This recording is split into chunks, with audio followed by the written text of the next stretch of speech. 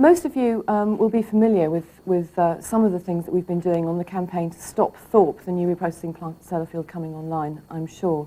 The last 6 to 9 months have really not given us opportunities to do the kind of campaigning where we can get there out on the streets, where we can deliver strong public messages or express what we know to be extensive public concern about the idea of Sellafield bringing online a new plant which will increase radioactive discharges to the environment. And that's been because the nature of the work we've needed to do has been very much political lobbying, a lot of legal work which is very complicated and difficult to communicate in a general way.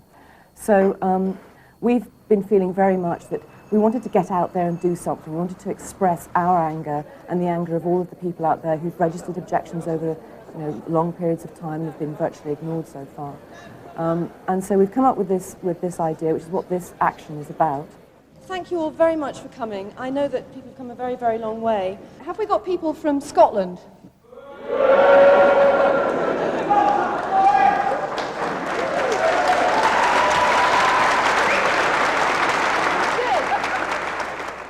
The activity that Ali and others have been spending so much time organising, which you will be taking part in, we've been calling it the 600.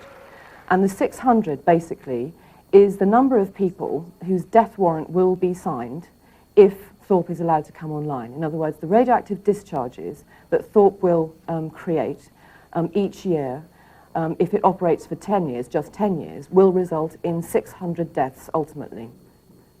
It's an outrageous figure. We've been putting that sort of information into our materials, but it's really not a message that has got through in any major sort of way. And we think it's a devastatingly shocking enough message to justify doing this kind of activity of actually showing what that would look like, what that means, 600 people dead.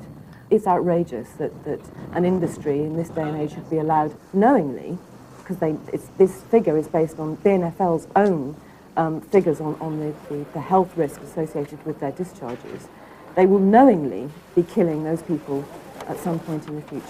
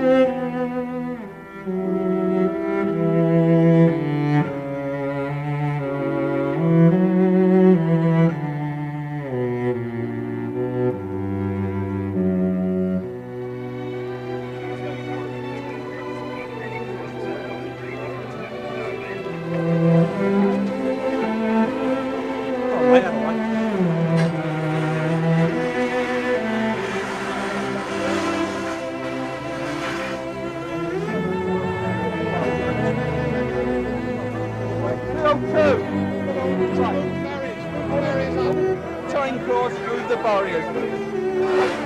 Keep the barriers moving. Keep the barriers moving, come on. Right. A little bit. Hold on.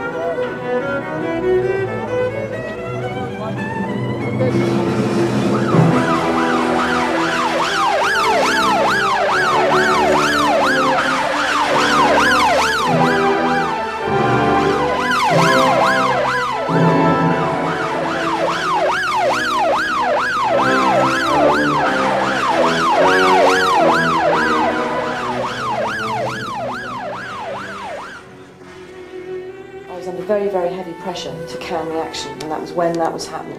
What we couldn't really communicate to all of people lying there was that we knew that the police were just going to move you to one side of the road and that we were going to be able to continue. If If it had got more heavy, if people had really started, if things had started to escalate, we would have stopped it. We would have blown the whistle and said, right, go, because we didn't want that to happen.